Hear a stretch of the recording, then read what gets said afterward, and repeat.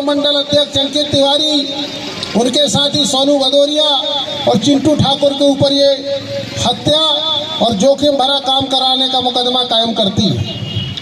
8 दिन की पड़ताल के बाद जब ये मुकदमा कायम होता है, इसके बाद अंकित तिवारी जी के द्वारा एसपी जबलपुर को एक आवेदन दिया जाता है कि मेरी इसमें कोई भी भागीदारी नहीं है, इसकी उच्च स्तरीय जांच की जाए। ऐसा मुझे एसडीओपी महोदय सिहोरा से ज्ञात हुआ। मैंने उनसे पूछा तो उन्होंने कहा कि ये उनके आवेदन पर कार्रवाई की गई, इसलिए उनका नाम एफआईआर से हटाया गया। तो मैंने कहा मैडम वो तो फरार थे, मंडल अध्यक्ष तो फरार था, फिर मुख्यालय में एसपी को आवेदन देने गया कौन? और अगर आरोपी गया था, हत्या का आरोपी, तो आपने गिरफ्तार क्यों नहीं किया उसको एसपी के सामने? और अगर उसने नहीं दिया तो किसने आवेदन दिया? जब साथियों मैंने ये सवाल किया, जो कि आम आदमी करता है, सवाल खड़ा होता है, तो वो चुप हो गए, उनके पास कोई जवाब नहीं बचा। फिर 2 महीना उन्होंने जांच के नाम पे इसको लटका के रखा और 2 महीने बाद भाजपा मंडल अध्यक्ष अंकित तिवारी का नाम एफआईआर से हटा दिया गया। सम्मानित साथियों, हमारे आमजन है, हमारे पुलिस के भाई भी बैठे हैं, समर भाई हमारी व्यवस्था में लगे, धन्यवाद आपको। सम्मानित साथियों, हर आदमी ये जानना चाहेगा कि अगर घटना 5 जून को हुई और जांच पड़ताल कर आपने पूरे 8 दिन बाद 14 जून को एफआईआर दर्ज की और इसके बाद जांच पड़ताल कर फिर एफआईआर से नाम हटाया, तो उस 8 दिन में क्या आपकी पुलिस खाक छान रही थी? वो 8 दिन जांच के क्या थे आपके? आपने 5 जून को ही क्यों नहीं मुकदमा दर्ज किया था? ये 8 दिन तक आप क्या करते रहे? तो अब सवाल ये उठता है कि जो एफआईआर पहले लिखी गई वो सही थी या जो जांच बाद में की गई वो सही थी? हमने जब ये बात पूछी तो पुलिस प्रशासन और स्थानीय प्रशासन के पास कोई जवाब नहीं था। शुक्रवार कि जिस पुलिस एफआईआर से अंकित तिवारी का नाम हटाया गया है, उसी के आधार पर जबलपुर माइनिंग की टीम ने भी 11,26,000 की अवैध रेत जब्त करने के मामले में अंकित तिवारी को भी आरोपी बनाया है।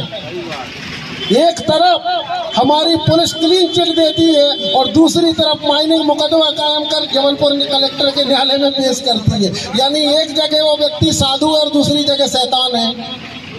बताइए ये संभव है क्या मेरे साथियों? ये संभव है क्या?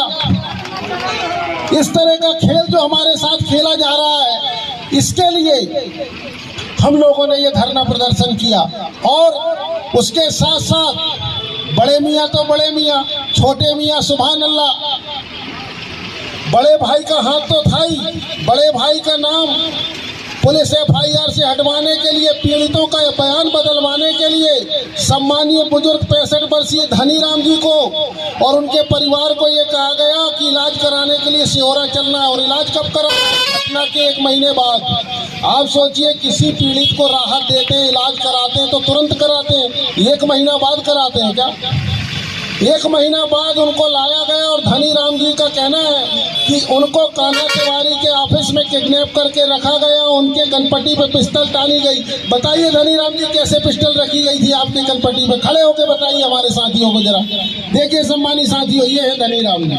इनका कहना है कि इनकी कनपट्टी पे ऐसे पिस्टल टान के इस 65 वर्षीय बुजुर्ग के ऊपर रख के और इनके परिजनों से बयान दिलवाए गए कि अंकित तिवारी का इस मामले से कोई लेना देना नहीं है। बेड के ऊपर जब मुकदमा कायम था और उनका नाम हटवाने के लिए इन्होंने अगवा करके इनसे बयान बदलवाए, और जब इन्होंने इस बात की शिकायत आईजी और एसपी को की और माननीय मुख्य न्यायाधीश Jabalpur high court principal bench को और मुख्य न्यायाधीश माननीय सुप्रीम कोर्ट ऑफ इंडिया को भी इन्होंने भेजी है और इन्होंने अपने ऊपर आप बीती बताई, तो अभी कान्हा तिवारी ने एसपी को आवेदन दिया कि मेरा इस मामले से कोई लेना देना नहीं है। जबकि सम्मानीय साथियों, एसडीओपी के जांच में ये बात सामने आई कि कान्हा तिवारी के रेत खनन के मामले में जो लड़का कान्हा सरकार के नाम से पर्ची काटता था, आकाश त्रिपाठी, जो अलगोड़ा और कटरा रमखिरिया का काम देखता था, उसी को हमारी सिहोरा पुलिस ने उसी को सरकारी गवाह बनाया है। सोचिए आप, उसी को सरकारी गवाह बनाया है जो रेत खदान संचालित करने में उनका मुंशी था।